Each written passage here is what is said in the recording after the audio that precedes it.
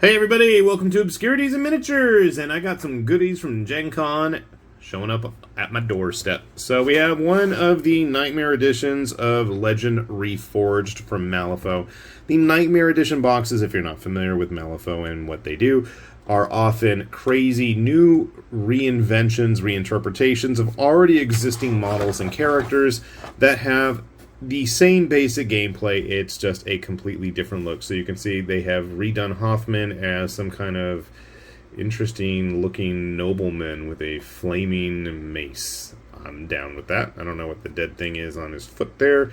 And then they turned the Peacekeeper into a giant dragon that's actually like an animatronic that has its skin shedding.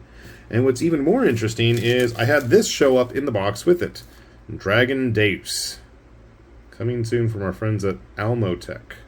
Well, I'll give it a look because, lo and behold, check that out. It's a plastic sprue of something.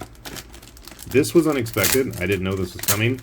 Maybe if I paid more attention to social media, I might have known. I'm not sure. Nice detailed base. I'm guessing this is an archer since I see an arrow in a hand. And it looks like, is he undead? It looks like rib cages. Where is your head, mister? Oh no, you're just some pretty boy elf with bone armor. Okay. That's a big base. That is like a 40mm base. You're a big fella, but I don't think you're that big. Anyway, we'll include him in the video just because. That's a little bit more. No, it's pretty darn big too.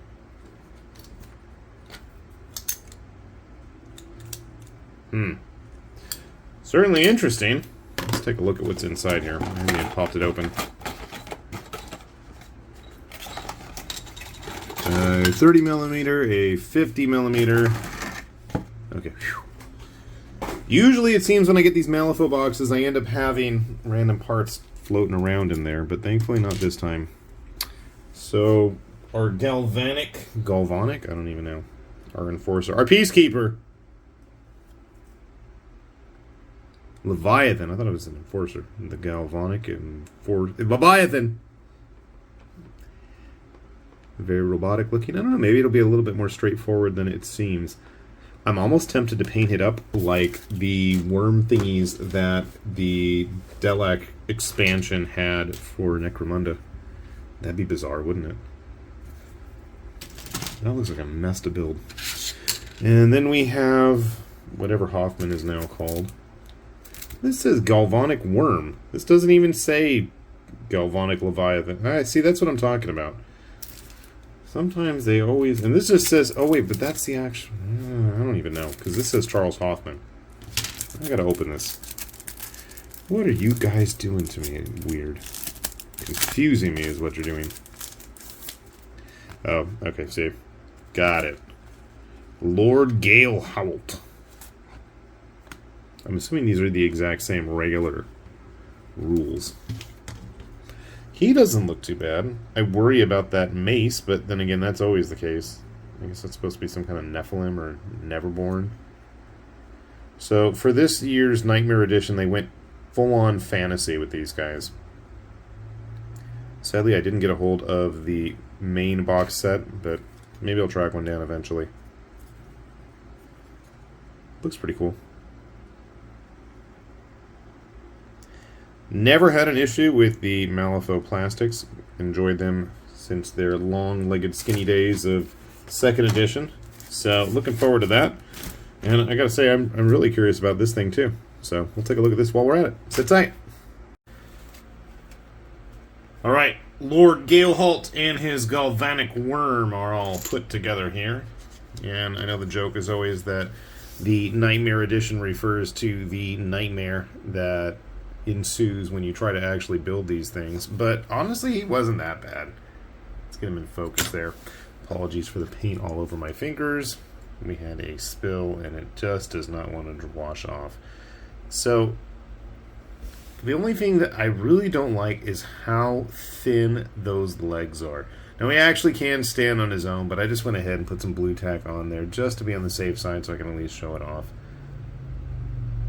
That is a Malifaux trademark, though. Long-legged, improbably long. Whee! I mean, if you were going to use him in another game outside of Malifaux, you probably could get away with putting him on a 40mm base. He's just that big. And it's not that he's overtly large, I mean, any more so than a regular Malifaux model. It's just the scale themselves, I mean, they're pretty big figures. Our worm, this thing took a little time to figure out how to get everything together, but what I would recommend is I started with the skin sections, and everything actually went together pretty well, other than the fact that I made a mess with the glue, but that's easy enough to clean up later on. And once I figured out where each section went, there were little prongs and crevices to attach those in. Everything else pretty much followed in suit. So I gotta say, it wasn't as bad. I didn't have to go online and look around, which is more than I can say for other Malifaux kits. It's a good sized little figure here. I think due to his robotic nature underneath that fake skin, Terminator-like, I bet you could probably get away with using it in all sorts of other sci-fi games. Doesn't have to necessarily be in just Malifaux. And that's one of the great things about the line. There's always other games you can include these figures in. I've said many times this stuff works amazing for things like Shadows of Brimstone. Maybe not this figure so much. Stuff like the Explorers Society. But it's just kind of fun to see a fantasy take on Malifaux. So I went ahead and grabbed a few other fantasy figures just to give you guys an idea of how big Lord Galehalt is here. You can see he's quite a bit taller, and their bases are almost the same height. I think his is a little lower, actually, due to the recess around the lip there. Grabbing another familiar face. When he's almost as tall as a Stormcast, you know, that's pretty big. You're starting to enter into, like, you know, Kingdom Death and Conquest territory, I think. Actually, he looks pretty good with them. Other than, again, the very stylized thin legs. I think that's just my only major point of contention. He was really no issue building either. He just, I managed to get glue on him in weird spots, but that's beside the point. Grabbing a few other figures. I guess if you have him as a lordly type, commanding and telling everybody else what to do, he would work fairly well. We have a Mantic, Reaper, Oathmark / Frostgrave, and WizKids figure here, along with him, just to give you a good idea. I'm staying away from the 3D printed stuff for this, that way, you know, because, I mean, obviously, if it's 3D printed, you can just tweak it to whatever your desired size is, but I think overall it looks pretty well. Throwing a War Games Atlantic skeleton while we're at it. He is truly a man among men. I think he definitely has some presence. I love that lion's mane / head on his cape. His shield feels a little tiny to me. Maybe it is. Everything else works out quite nicely. Again, other than those skinny legs. That's my only real issue. But you know what? The more I look at him, the more I'm like, oh man, you know what? I really need to go grab the one on the horse. That one looked really cool. Maybe I'll finally get around to building that one master on the horse, whose name is escaping me at the moment. The priestly-looking girl, because I had the Nightmare Edition of her. Hey, what a great excuse to build them, right? Okay, well, I'm glad this has got me back in the mood to build Malifaux stuff. I haven't had any in a while. I like the Frontier stuff, but Nightmare Editions are always fun. And oh, I didn't even talk about the Dragon Deus guy, so I built him up too. If you're familiar with the framework stuff, I would show it to you as well, but I don't know where I stuck them because I was going to paint some of those orcs I did earlier. This is the same manufacturer, obviously, as the Malifaux stuff, as the Kingdom Death stuff, as the older Wild West Exodus stuff. You can tell by the way the frames stack together. They have the little plugs in the corners there. The old War Games Factory guys. Went together really nice, actually. Reminded me of the earlier, simpler days of plastic figure building. Obviously, it was made for only his parts, but we had like really big plugs and circular attachment points. So that was kind of cool. And his base is absolutely gigantic. I'm not sure what's going on there, if this is supposed to be used as a base topper, as an actual base. I mean, that is a 40mm base. Stands up on it pretty well. Well, until I said that, obviously. Galehalt there is almost as tall as him, but then again, he has that extra extended large base. So I don't know if I can really count that. Honestly, I mean, my first thought is, that kind of plastic instantly makes me think Kingdom Death. Even though a bunch of other companies use it too.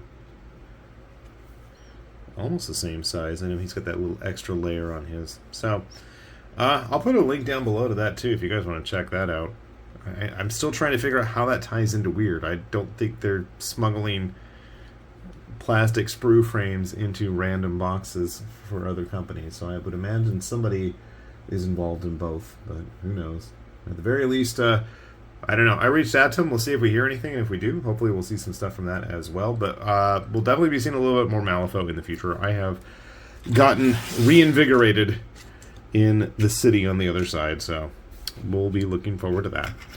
With that said, though, this has been High Lord Tamberlane with Obscurities and Miniatures, saying thanks for watching, and we will see you back here soon. Bye-bye.